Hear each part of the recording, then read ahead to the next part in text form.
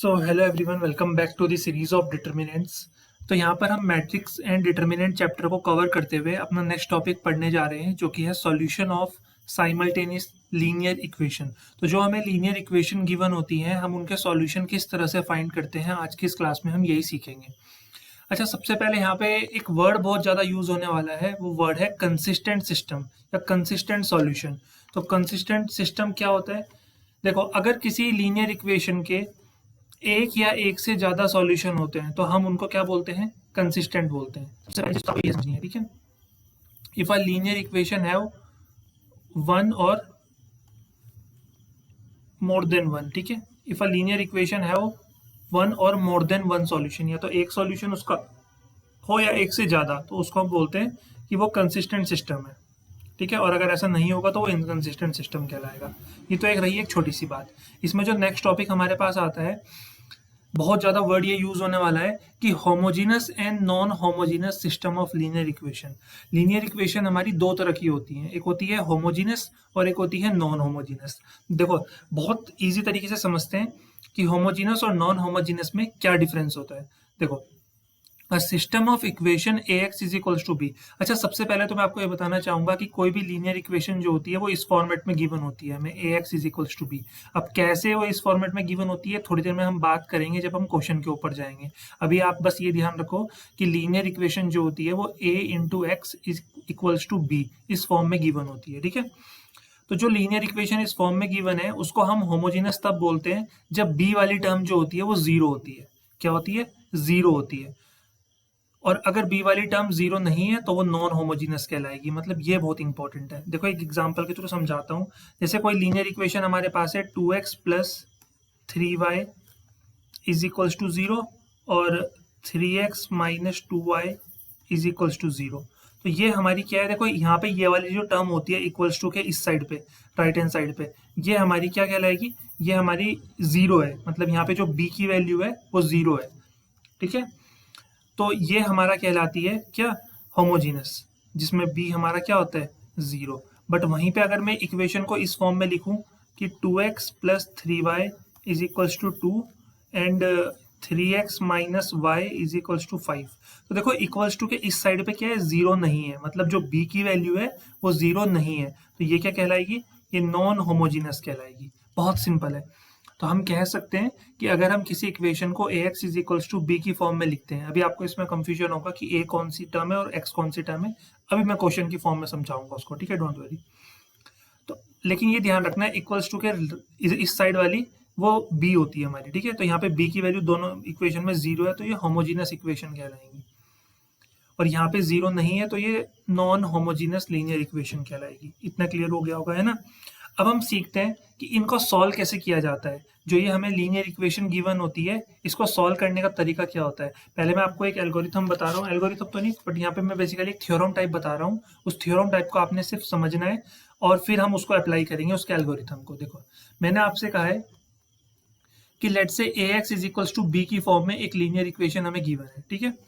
सबसे पहले आप क्या करोगे? आप ए का डिटर्मिनेंट निकालोगे। ए का डिटर्मिनेंट निकाला और आपने देखा कि ए का डिटर्मिनेंट जो है वो जीरो नहीं आ रहा है, तो समझ जाना है कि अगर ए का डिटर्मिनेंट जीरो नहीं आ रहा है तो जो सिस्टम है, जो लीनियर इक्वेशन है, वो कंसिस्टेंट है। क्या है? कंसिस्टेंट है। और उसका यूनिक सॉल्यूशन होगा, और वो सॉल्यूशन कैसे निकलता है? X is equals to A inverse B की फॉर्म में निकलता है। कैसे निकालेंगे वो अभी हम आगे डिस्कस करेंगे, ठीक है। अभी बस आप थ्योरी समझो। सेकंड पॉइंट ये कि आप अगर ए का डिटर्मिनेंट आपका जीरो आ गया तो अब क्या करना है? तो फिर दो केसेस होंगे। उसके बाद आप निकालोगे adjoint of A into B, और अगर आप एडजॉइंट ऑफ ए निकालते हो और फिर बी में प्रोडक्ट करते हो उसका, और वो जीरो आ जाता है, तो उस केस में समझना है कि अगर ये जीरो आ गया, adjoint of A into B, तो जो सिस्टम होगा वो अभी भी कंसिस्टेंट ही होगा, बट सॉल्यूशन यूनिक ना होगे, सॉल्यूशन बहुत सारे हो जाएंगे, इनफाइनाइट सॉल्यूशन हो जाएंगे। समझ में आ रहा है? अब थर्ड केस क्या है कि डिटर्मिनेंट तो जीरो आया, फिर हमने एडजॉइंट ऑफ ए निकाला और adjoint of A into B भी कर लिया, लेकिन वो जीरो के बराबर नहीं आया हमारा, वो जीरो के बराबर हमारा नहीं आया। तो उस केस में समझ जाना है कि जो सिस्टम है वो इनकंसिस्टेंट है।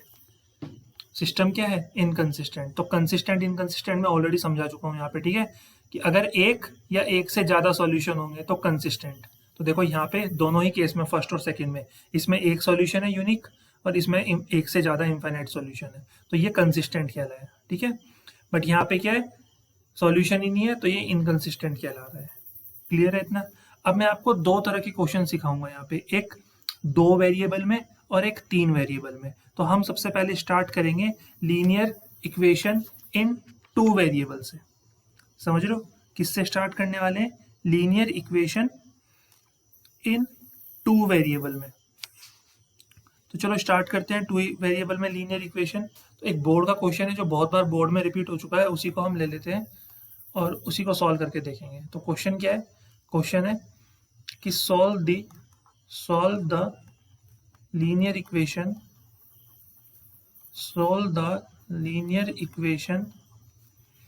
using matrix method तो इक्वेशन क्या है? देखो x plus 2y plus, okay ये 3 वेरिएबल में हो गया, जस्ट अ सेकेंड ना। देखो ये क्वेश्चन जो है ना हमारा, वो 3 वेरिएबल में हो गया। हम 2 वेरिएबल वाला क्वेश्चन लेते हैं। एक काम करते हैं, इसको थोड़ा सा चेंज करते हैं, इस क्वेश्चन को थोड़ा सा चेंज कर देते हैं, क्योंकि पहले मैं आपको 2 वेरिएबल में सिखाऊंगा, ठीक है, x और y में। x minus 2y minus 4 is equals to 0, और एक क्वेश्चन हम ले लेते हैं equation minus 3x plus 5y plus 7 is equals to 0। ये हमने इक्वेशन ले ली। तो यहाँ पर अगर हम ध्यान से देखें तो इक्वेशन में वेरिएबल्स कितने? 2, एक x और एक y। तो इसको सबसे पहले सिंपल फॉर्म में लिखते हैं। तो हमने लिखा x माइनस 2y और ये माइनस 4 इधर आएगा तो ये प्लस 4 बन जाएगा। इसको भी हम ऐसे ही लिखेंगे, तो इसको हम लिखेंगे minus 3x plus 5y is equals to minus 7। ये हमने लिख दिया है। समझ में आ रहा है? सबसे पहला काम होता है इक्वेशन को ax is equals to b की फॉर्म में लिखना। अब सबसे पहले ध्यान देना a क्या होता है। तो a ये हमारे नंबर्स होते हैं। देखो यहाँ पे x का कोफिशिएंट कितना है? 1, तो 1 आ गया।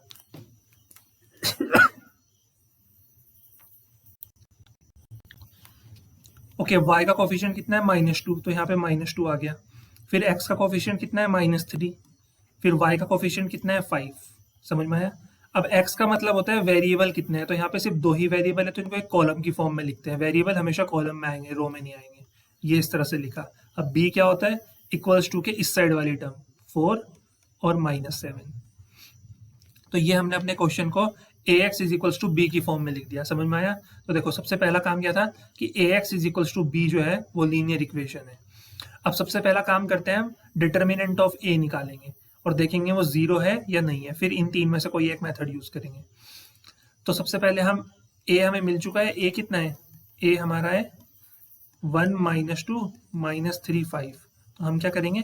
डिटर्मिनेंट ऑफ a निकालेंगे। डिटर्मिनेंट ऑफ a क्या हो जाएगा? 1 माइनस 2 माइनस 3 5। कैसे निकलता है? सबसे पहले हम 1 इंटू 5 करेंगे। तो 1 इंटू 5, फिर माइनस साइन लगाएंगे और फिर -3 इंटू -2, तो माइनस माइनस प्लस हो जाएगा। तो ये 5 माइनस 6 कितना होता है? -1। तो -1 तो 0 के बराबर नहीं होता। इसका मतलब जब -1 0 के बराबर नहीं है तो कौन सा? फर्स्ट वाला हमारा बिल्कुल करेक्ट हो जाएगा, है ना। तो हमें ये तो पता चल चुका है कि अगर ये -1 नहीं है तो ये कंसिस्टेंट है। ये क्या है? कंसिस्टेंट है। और कंसिस्टेंट में कौन सा है? यूनिक सॉल्यूशन है। यूनिक सॉल्यूशन है मतलब एक वैल्यू x की आएगी, एक y की आएगी। समझ में आ रहा है? हमने क्या किया? डिटर्मिनेंट ऑफ a निकाला, जो कि हमारा नॉट इक्वल्स टू 0 आया। नॉट इक्वल्स टू 0 में कंसिस्टेंट होता है और यूनिक सॉल्यूशन होता है। अब यूनिक सॉल्यूशन कैसे निकलता है? यूनिक सॉल्यूशन हमारा निकलता है x is equals to a inverse into b करके। कहाँ बताया है मैंने? अभी थोड़ी देर पहले। अगर आपका यूनिक सॉल्यूशन है then the unique solution given by x is equals to a inverse b। तो अब हमें क्या करना है? a इनवर्स निकालना है और फिर उसमें b में मल्टीप्लाई करना है। अब a इनवर्स कैसे निकलता है बच्चों? a इनवर्स का फॉर्मूला मैं आपको प्रीवियस लेक्चर्स में बता चुका हूँ कि 1 upon determinant of a into adjoint of a, ये होता है। अब डिटर्मिनेंट ऑफ a तो हमें पता है -1 है। अब एडजॉइंट ऑफ a कैसे निकलेगा? अब एडजॉइंट ऑफ a के लिए मैं ऑलरेडी आपको बता चुका हूँ, अगर 2x2 की मैट्रिक्स है तो एडजॉइंट ऑफ a निकालने का तरीका होता है, ये देखो ये ना हमारी a की मैट्रिक्स। तो अगर हमें एडजॉइंट ऑफ a निकालना है, ध्यान देना, एडजॉइंट ऑफ a निकालने का तरीका होता है कि जो ये फर्स्ट वाला डायगोनल है 1 और 5, इनके एलिमेंट्स को इंटरचेंज कर देते हैं हम। तो 1 की जगह 5 आएगा और 5 की जगह 1 आएगा, ठीक है। और फिर ये जो दूसरा वाला डायगोनल होता है, इसके सिंबल्स चेंज करते हैं, -3 की जगह +3 और -2 की जगह +2। तो यहाँ पे हम लिख देंगे 5 2 3 1, ठीक है। और वैसे अगर आपको एडजॉइंट निकालना है तो हम कोफैक्टर्स की मदद से भी निकाल सकते हैं, बट यहाँ पे 2x2 की मैट्रिक्स है तो मैंने सिंपल कर दिया है। 3x3 की मैं कोफैक्टर से ही निकाल के दिखाऊंगा, डोंट वरी। अब -1 की मल्टीप्लाई अंदर कर दो, तो ए इनवर्स हमारा आ जाएगा -5 -2 -3 -1। यहाँ तक आई होप समझ में आ रहा होगा। इसके बाद हम क्या करेंगे, अब हम x की वैल्यू निकालेंगे। x की वैल्यू किसके बराबर होती है, ए इनवर्स इंटू बी। अब ए इनवर्स कितना आया है हमारा, ए इनवर्स हमारा है -5 -2 -3 और -1। और बी कितना आया है हमारा, देखो बी कितना निकाला था हमने, बी यहाँ पे ध्यान दो 4 और -7। तो बी हमारा आ रहा है 4 और -7। अब देखो क्या इनकी मल्टीप्लिकेशन पॉसिबल है, इसका ऑर्डर है 2x2, इसका ऑर्डर है 2x1। तो पहले वाले का कॉलम और दूसरे वाले के रो बराबर होने चाहिए। तो फाइनल मैट्रिक्स का ऑर्डर ये हो जाएगा 2x1। तो सॉल्व करते हैं इसको। सबसे पहले फर्स्ट रो की मल्टीप्लाई इस कॉलम में करेंगे, तो -5 इंटू 4 कितना होता है -20, और -2 इंटू -7 प्लस का 14। फिर -3 -1 की मल्टीप्लाई इसमें करेंगे, मतलब सेकंड रो की मल्टीप्लाई इस कॉलम में, तो -3 इंटू 4 -12। फिर -1 इंटू -7 +7। तो यहाँ से हमारा x कितना आ गया, x हमारा आ गया -20 + 14 मतलब -6, और -12 + 7 मतलब -5। और जो x की वैल्यू थी, x की वैल्यू क्या थी, x की वैल्यू थी x और y, है ना। तो यहाँ पे हम लिखेंगे x की जो वैल्यू थी वो थी x और y, और ये हमारा आ रहा है किसके, -6 और -5 के बराबर। तो यहाँ से x की वैल्यू कितनी आ गई, -6, और y की वैल्यू बराबर आ गई -5। तो ये हमारा यूनिक सॉल्यूशन हो गया। ये हमारा क्या आ गया, यूनिक सॉल्यूशन आ गया। अब जरूरी नहीं है हर बार ऐसा होगा कि सॉल्यूशन यूनिक ही आएगा, समझ रहे हो। जरूरी नहीं कि हर बार ऐसा ही होगा कि सॉल्यूशन हमेशा यूनिक ही आएगा। सॉल्यूशन इनफाइनाइट मैनी भी आ सकते हैं और इनकंसिस्टेंट भी आ सकती है इक्वेशन। तो मैं एक क्वेश्चन और कराता हूँ और देखते हैं कि सॉल्यूशन क्या हो सकता है, ठीक है।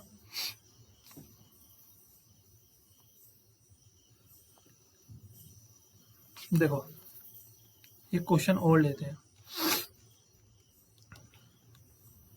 देखो जो मैंने यहाँ पे ऊपर लिखा है ना, इसको प्लीज नोट कर लेना, क्योंकि जब मैं क्वेश्चन करूंगा अब मेरे को वापस स्क्रॉल करने में फिर टाइम लगेगा। तो आप ये नोट कर लो और या तो माइंड में बिल्कुल एकदम याद कर लो इसको, ठीक है। पूरा चैप्टर जो है ये लीनियर इक्वेशन को सॉल्व करने का, ये पूरा इस पर डिपेंड करता है, ठीक है। जब को आपको ये नहीं आएगा तो अब हम एक काम करते हैं, नेक्स्ट क्वेश्चन पे चलते हैं और देखते हैं नेक्स्ट क्वेश्चन में क्या कह रहा है। नेक्स्ट क्वेश्चन बिल्कुल वैसा ही है, बट इक्वेशन हमें दे रखी है 4x - 2y = 3 और 6x - 3y = 5, ठीक है। अब हमें इसको सॉल्व करना है। देखो कैसे सॉल्व करेंगे, सबसे पहले इसको ax = b की फॉर्म में लिखते हैं। तो a कितना हो जाएगा, मैंने कहा था x का कोफिशिएंट देखो 4 है, y का देखो -2 है, x का कोफिशिएंट 6 है, y का -3 है। फिर हम x की वैल्यू लिखेंगे, ये x और ये y = b। b में कितना है 3 और 5। तो ये हमारा ax = b आ गया। अब हम सबसे पहले क्या करेंगे, डिटर्मिनेंट ऑफ a निकालेंगे। डिटर्मिनेंट ऑफ a का मतलब है 4 -2 और 6 और -3। तो डिटर्मिनेंट का सिंबल, फिर हम 4 की मल्टीप्लाई करते हैं -3 में, जो कि होता है 4 3 12 -12। फिर माइनस साइन लगाएंगे, 6 की मल्टीप्लाई -2 में, तो -12 हो जाएगा। तो -12 और ये +12 कितना आ गया, 0 आ गया। अब जब -12 + 12 0 आ गया, तो फिर हम ये चेक करते हैं, क्या चेक करते हैं, adjoint of a into B, है ना। अगर डिटर्मिनेंट ऑफ a जो है वो 0 आ गया तो दो केस हो सकते हैं। फिर देखते हैं adjoint of a into B कितना आ रहा है। अगर adjoint of a into B 0 है तो इनफाइनाइट सॉल्यूशन होंगे। अब adjoint of a into B अगर डज नॉट इक्वल्स टू 0 है तो इनकंसिस्टेंट हो जाएगी इक्वेशन, ठीक है। तो वही चेक करते हैं। तो सबसे पहले हम एडजॉइंट ऑफ a निकालेंगे। देखो क्योंकि 2x2 की मैट्रिक्स है तो एडजॉइंट निकालना बहुत सिंपल ट्रिक होती है। क्या ट्रिक होती है कि जो आपका पहला डायगोनल है जो ऊपर से नीचे आ रहा है, ठीक है, उसको तो इंटरचेंज कर दो उसके एलिमेंट्स को, तो 4 की जगह आएगा -3 और -3 की जगह आएगा 4। बाकी दूसरे डायगोनल्स के साइन चेंज कर दो, तो 6 की जगह -6, -2 की जगह 2। तो ये हमारा आ गया एडजॉइंट ऑफ ए। अब उन्होंने कहा था कि आपको क्या करना है, adjoint of A into B करना है। तो एडजॉइंट ऑफ ए कितना है भाई, -3 2, -6 4, और बी कितना है 3 5।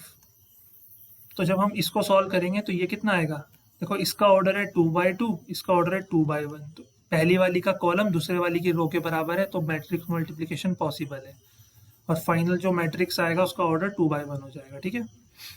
अब देखो फर्स्ट रो की मल्टीप्लाई फर्स्ट कॉलम में करो, तो -3 की मल्टीप्लाई होगी 3 के साथ तो आएगा -9, 2 की मल्टीप्लाई होगी 5 के साथ तो आएगा 10, -6 की मल्टीप्लाई 3 के साथ होगी तो -18, और 4 की मल्टीप्लाई 5 के साथ होगी तो 20। तो यहाँ से हमारा क्या आ गया, adjoint of A into B, ये हमारा कितना आ गया, -9 + 10 कितना होता है 1, और -18 + 20 कितना होता है 2। तो ये हमारा आ गया adjoint of A into B. Clear है इतना।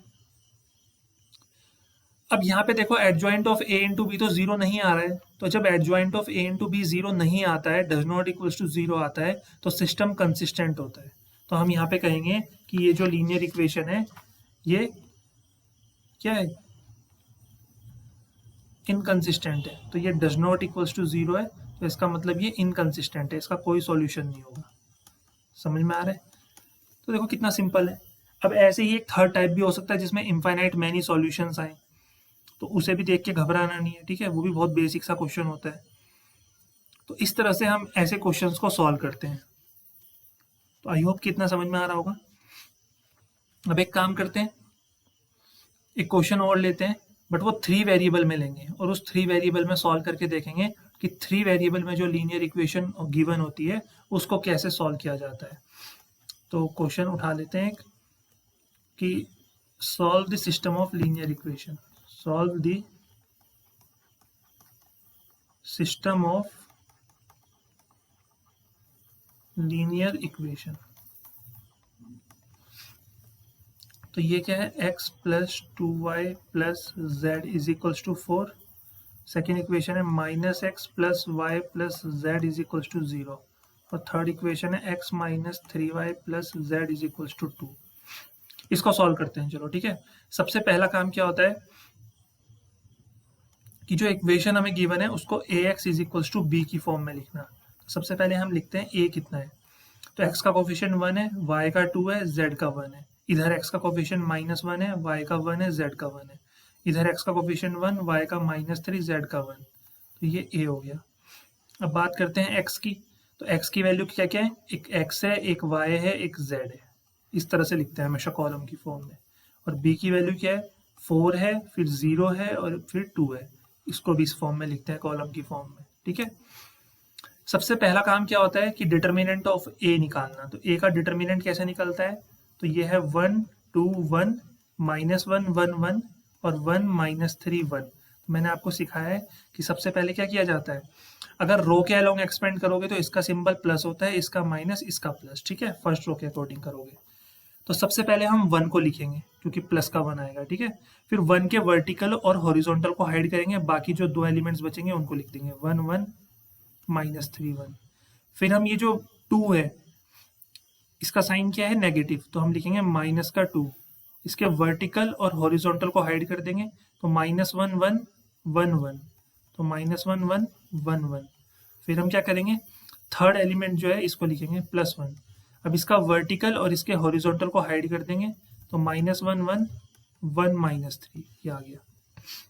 अब इसको सॉल्व करते हैं, तो देखो 1 × 1 कितना होता है, 1 × 1 1, फिर माइनस का साइन लगाएंगे, -3 × 1 -3, तो ये माइनस माइनस प्लस हो जाएगा।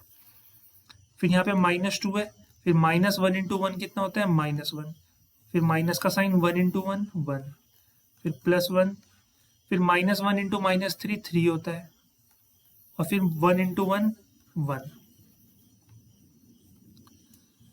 तो यहाँ से क्या होगा हमारे पास, ये आएगा 1 1 + 3 कितना होता है 4, फिर -2, और ये हो जाएगा -2 +1, और ये हो जाएगा 2। तो ये आएगा 1 × 4 4, और ये 2 इंटू माइनस टू कितना होता है -4, और ये माइनस पहले से है तो प्लस का 4 हो जाएगा और प्लस का 2, तो ये हमारा आ गया 10। ये कितना आ गया हमारा 10 आ गया। भाई 10 तो 0 के बराबर नहीं होता है, इसका मतलब ये कंसिस्टेंट तो है, बट एक सॉल्यूशन होगा या मैनी सॉल्यूशन होंगे, वो कैसे पता चलता है? वो हमारा पता चलता है कैसे, देखो यहाँ पे ध्यान दो, कंसिस्टेंट तो है, और अगर कंसिस्टेंट होगा, अगर डज नॉट इक्वल्स टू 0 आ रहा है फिर तो कंसिस्टेंट ही होगा और यूनिक सॉल्यूशन होगा, ठीक है। अगर इक्वल्स टू 0 होता और adjoint of A into B भी 0 होता तब इनफाइनाइट सॉल्यूशन होते। तो अब यहाँ पे सॉल्यूशन निकालने का तरीका है X is equals to A inverse B. तरीका क्या है? X is equals to A inverse B, तो यहाँ पे यूनिक सॉल्यूशन होगा, ठीक है, यूनिक सॉल्यूशन। अब एक्स इज इक्वल्स टू हमें ए इनवर्स बी करना है, ये ध्यान रखना। बी तो हमें पता है, हमें ए इनवर्स निकालना पड़ेगा। और ए इनवर्स कैसे निकलता है? ए इनवर्स निकालने का तरीका होता है 1 upon determinant of A into adjoint of A, है ना। तो सबसे पहले एडजॉइंट ऑफ ए निकालते हैं। अब एडजॉइंट ऑफ ए कैसे निकलता है? एडजॉइंट ऑफ ए निकालने का तरीका होता है कि जो ए के कोफैक्टर्स हैं, ठीक है, उसका ट्रांसपोज, कोफैक्टर्स ऑफ ए उनका ट्रांसपोज करना होता है। अब ए के हर एक एलिमेंट का हमें कोफैक्टर निकालना पड़ेगा, ठीक है। तो यहाँ पे हम ए मैट्रिक्स को लिख देते हैं। ए मैट्रिक्स हमारी क्या थी? ए मैट्रिक्स हमारी है 1 2 1, है ना। ए मैट्रिक्स कितनी है? 1 2 1। इसको यहाँ पे लिख देते हैं कोफैक्टर्स निकालने के लिए। 1 2 1 -1 1 1 -3 1, यह है ए। अब कोफैक्टर्स निकालते हैं एक एक करके। देखो कोफैक्टर्स C11 निकालेंगे। C11 निकालने का तरीका क्या होता है? -1 की पावर 1 + 1 और माइनर ऑफ 1 1, तो ये आ जाएगा -1 की पावर 2। और माइनर ऑफ 1 1 का मतलब क्या होता है? माइनर ऑफ 1 1 का मतलब होता है कि जो फर्स्ट रो फर्स्ट कॉलम का एलिमेंट है उसके वर्टिकल और उसके हॉरिजॉन्टल को हाइड कर दो, बाकी जो दो एलिमेंट है उसको एज इट इज लिख दो। -3 1 क्या जाएगा? तो -1 का स्क्वायर तो 1 ही होता है, और इसको जब हम सॉल्व करेंगे 1 × 1 1, फिर माइनस साइन, -3 × 1 -3, तो ये आ जाएगा हमारा 4। तो C11 की वैल्यू कितनी आ गई? 4 आ गई हमारी। सिमिलरली हम C12 निकालेंगे। C12 आएगा -1 की पावर 1 + 2 m ऑफ 1 2, तो -1 की पावर हो जाएगा 3, और m ऑफ 1 2 क्या होता है? माइनर ऑफ 1 2, मतलब फर्स्ट रो सेकंड कॉलम, मतलब ये 2 वाला एलिमेंट। तो इसका वर्टिकल और इसके हॉरिजॉन्टल को हाइड कर दो। अब बचेगा क्या हमारे पास? -1 1 1 1। इसको सॉल्व करते हैं। भाई -1 का क्यूब कितना होता है? -1। फिर इसको सॉल्व करते हैं, -1 × 1 करो तो ये आएगा -1, फिर माइनस का साइन लगाएंगे, 1 × 1 1, तो ये आएगा -1 और ये -2, तो प्लस का 2 हो जाएगा। समझ रहे हो? तो इस तरह से हम इसके कोफैक्टर्स निकालेंगे।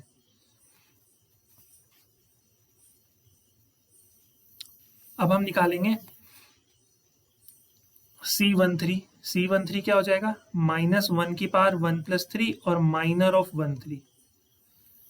तो देखो -1 की पावर 1 + 3 4, तो ये तो 1 ही हो जाएगा। और 1 3 का माइनर क्या होता है? भाई जो फर्स्ट रो थर्ड कॉलम का एलिमेंट है, मतलब ये 1, इसके वर्टिकल और इसके हॉरिजॉन्टल एलिमेंट्स को हाइड कर दो, बाकी जो 4 बचे उसका डिटर्मिनेंट निकालेंगे। -1 1 1 -3, तो करते हैं सॉल्व। अब -1 × -3 कितना होता है? 3, और 1 × 1 1, तो ये आ जाएगा हमारा 2। सिमिलरली हम C21 निकालेंगे। भाई C21 कितना हो जाएगा? सेकेंड रो का एलिमेंट और फर्स्ट कॉलम, तो -1 की पावर i + j मतलब 2 + 1, और माइनर ऑफ 2 1, तो -1 की पावर 2 + 1 मतलब 3, तो ये तो -1 की पावर 3 -1 ही होता है। और 2 1 का माइनर क्या हो जाएगा? भाई जो सेकंड रो का और फर्स्ट कॉलम का एलिमेंट है, मतलब -1, इसका वर्टिकल और इसके हॉरिजॉन्टल एलिमेंट्स को हाइड कर दो, बचे क्या? 2 1 -3 1, तो 2 1 -3 1, इसका डिटर्मिनेंट निकालेंगे हम।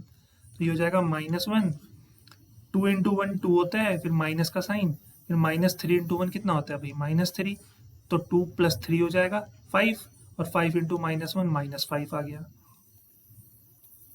समझ रहे हो? फिर सेकंड रो सेकंड कॉलम के जो एलिमेंट है उसका कोफैक्टर निकालते हैं। तरीका क्या होता है? -1 की पावर i + j मतलब 2 + 2 और इंटू माइनर ऑफ 2 2, तो -1 की पावर 4 तो 1 ही होता है, और माइनर क्या होता है भाई 2 का।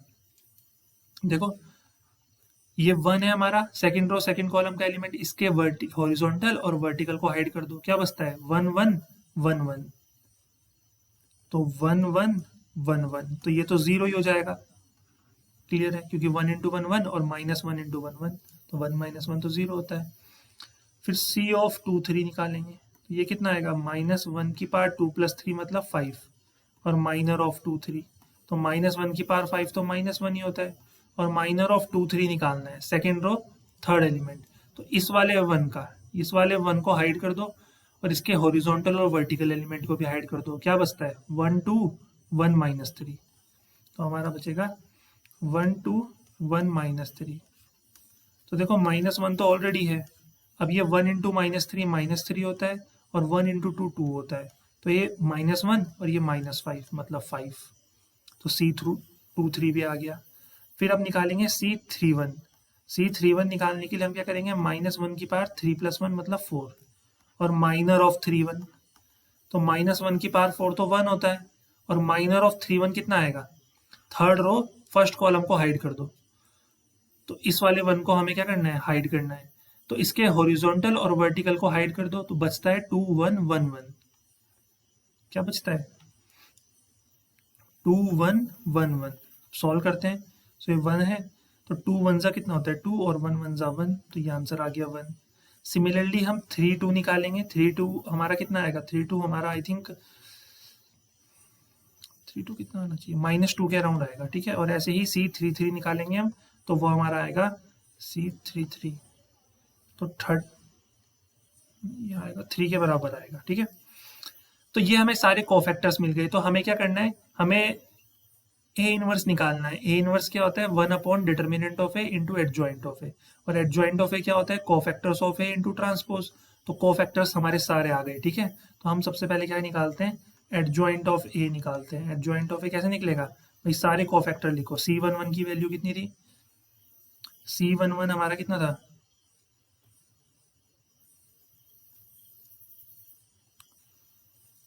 देखो 4, फिर 2 2, तो ये था 4 2 2, फिर था -5 0 5, और 1 -2 3, इसका ट्रांसपोज कर दो, ठीक है, ये एडजॉइंट निकल जाएगा। ट्रांसपोज का मतलब होता है रो को कॉलम बना दो और कॉलम करो, तो पहली रो क्या है 4 2 2, इसको पहला कॉलम बना दो, दूसरी रो क्या है -5 0 5, इसको दूसरा कॉलम बना दिया, थर्ड रो क्या है 1 -2 3, तो इसको थर्ड कॉलम बना दिया, तो ये एडजॉइंट ऑफ ए आ गया। अब हमें इनवर्स निकालना है, तो इनवर्स क्या होता है 1 determinant of A into adjoint of A, तो डिटर्मिनेंट कितना आया था यहाँ पे, जब डिटर्मिनेंट हमने निकाला था तो हमारा 10 आ रहा था, राइट, तो डिटर्मिनेंट तो 10 है, और एडजॉइंट कितना है 4 -5 1 2 0 -2 और 2 5 3, ये आ गया। तो अब हमें क्या करना पड़ेगा, ये हमारा इनवर्स आ गया, अब हमें x निकालना है, तो x क्या होता है, x होता है a इनवर्स b, राइट, और x की वैल्यू किसके बराबर है, x y z के बराबर। अब a इनवर्स हमने अभी भी निकाला है कितना, 1/10 4 -5 1 2 0 -2 और 2 5 3, ये a इनवर्स आ गया। अब हमें b बताना है, तो b कितना है भाई, b देखो कितना था, b था 402, कितना था 402, तो b आ गया 402। तो बस इसको सॉल्व करना है। देखो 1/10 को यहीं पे रहने दो, पहले हम मल्टीप्लिकेशन करते हैं, ठीक है। तो पहले इसका ऑर्डर कितना है, मैट्रिक्स 2/2, और ये है 3/1, सॉरी ये 3/3 है ना, ये 3/3 है और ये 3/1 है, तो इसके कॉलम फर्स्ट के सेकंड वाले के रो के बराबर है, मतलब मैट्रिक्स मल्टीप्लिकेशन पॉसिबल है। तो मैं यहाँ पे कर देता हूँ, ठीक है, 1/10, तो जो हमें मैट्रिक्स मिलेगी उसका ऑर्डर आएगा 3/1 का। तो पहले फर्स्ट रो को इस कॉलम से मल्टीप्लाई करते हैं, कॉरेस्पॉन्डिंग एलिमेंट्स को, तो 4 की मल्टीप्लाई 4 के साथ होगी तो 16, फिर -5 की मल्टीप्लाई 0 के साथ तो 0, फिर 1 की मल्टीप्लाई 2 के साथ तो 2, फिर सेकेंड रो की इस कॉलम में होगी, तो 2 4 सा कितना होता है 8, 0 0 सा 0, और -2 इंटू 2 -4, फिर थर्ड रो की मल्टीप्लाई इस कॉलम में होगी, तो 2 4 जा कितना होता है 8, 5 0 जा 0 और 3 2 जा 6, तो ये आएगा हमारा। ठीक है, तो ये आएगा 1/10। 16 + 2 कितना होता है 18, 8 - 4 4 और 8 + 6 होता है 14। तो यहाँ से हमारा x कितना आ गया भाई, x क्या था x y z, ये हमारा आ गया 1/10 की मल्टीप्लाई अंदर करो, 18/10, 4/10 और 14/10, तो ये हमारा आ गया। अब कंपेयर करो, कंपेयर जब आप करोगे तो x की वैल्यू कितनी आ गई भाई, 18/10 है, 2 से डिवाइड करो तो 9/5, ये हमारा x आ गया। ठीक है, ऐसे ही y 4/10 को 2/5 भी लिख सकते हैं, तो ये 2/5 आ गया। ऐसे ही z 14/10 को 7/5 भी लिख सकते हैं, तो ये हमारा z आ गया। तो यहाँ से हमने x y z हम अपने निकाल लिए हैं, तो ये हमारा यूनिक सॉल्यूशन हमें मिल गया। इस तरह से हम करते हैं जब भी हमें मैट्रिक्स के ऊपर क्वेश्चन बनेगा, मतलब मैट्रिक्स के थ्रू अगर हमें लीनियर इक्वेशन को सॉल्व करना होगा, तो इसी तरीके से हम अपनी लीनियर इक्वेशन को सॉल्व करेंगे। सो आई होप कि इतना समझ में आ गया होगा कि कैसे किसी लीनियर इक्वेशन को सॉल्व किया जाता है। ठीक है, अब देखो इस है बहुत इजी, जो हमने पिछले 3-4 लेक्चर्स में सीखा है ना, डिटर्मिनेंट को कैसे सॉल्व करते हैं, डिटर्मिनेंट किस तरह निकलता है, एडजॉइंट कैसे निकलता है, इनवर्स कैसे निकलता है, मैट्रिक्स की मल्टीप्लिकेशन कैसे होती है, उन सबको कंबाइन करके इस क्वेश्चन में सबका यूज है। तो बेसिकली कहने का जो मतलब है कि अगर आपको इस चैप्टर को बहुत ही ज़्यादा अच्छे से समझना है, तो आपको लीनियर इक्वेशन की बात कर रहा हूँ, तो मैट्रिक्स और डिटर्मिनेंट के जो प्रीवियस लेक्चर्स हैं उनको अच्छे से कवर करना पड़ेगा, क्योंकि अगर वो कवर्ड है ना तो फिर इसमें कोई प्रॉब्लम नहीं आनी है। इसमें सब चीज़ों को हमने कंबाइन कर रखा है बेसिकली। ठीक है, तो सारे कॉन्सेप्ट्स हम प्रीवियस लेक्चर्स के यहाँ पे यूज़ कर रहे हैं और फिर अपना आंसर निकाल रहे हैं। बस आपको ये एल्गोरिथम जो होता है लीनियर इक्वेशन को सॉल्व करने का, कि कब क्या करना है, तो ये ध्यान रखना है बस आपको। ठीक है, इस पे ये पूरा टॉपिक डिपेंड है, आपको पता होना चाहिए कि आपकी थ्योरम क्या कहती है, कब कंसिस्टेंट होगा, तो इन्वर्स कैसे निकलता है, एक्स कैसे निकलता है, अगर इन डिटर्मिनेंट जीरो होगा तो फिर adjoint of A into B zero होगा, तो फिर मैनी सॉल्यूशन होंगे, और अगर adjoint of A into B zero नहीं होगा तो वो सिस्टम ही इनकंसिस्टेंट हो जाएगा। तो इस तरह से हम सॉल्व करते हैं। ठीक है, अब ऐसे क्वेश्चन हमें जरूरी नहीं है कि डायरेक्ट इक्वेशन गिवन होगी, कभी कभी हमें थ्योरेटिकल क्वेश्चन ऐसे गिवन होते हैं जहाँ पे हमें इक्वेशन बना के सॉल्व करना होता है, इक्वेशन भी खुद बनानी पड़ती है। ऐसे क्वेश्चन भी आपको देखने के लिए मिल सकते हैं अपने एग्जाम में, जहाँ पे आपको इक्वेशन भी क्या करनी पड़ेगी, खुद से ही बनानी पड़ेगी। तो उन क्वेश्चंस के लिए भी आपको जो है वो रेडी रहना है कि ऐसे क्वेश्चन भी हमसे पूछ सकते हैं वो लोग। क्लियर है?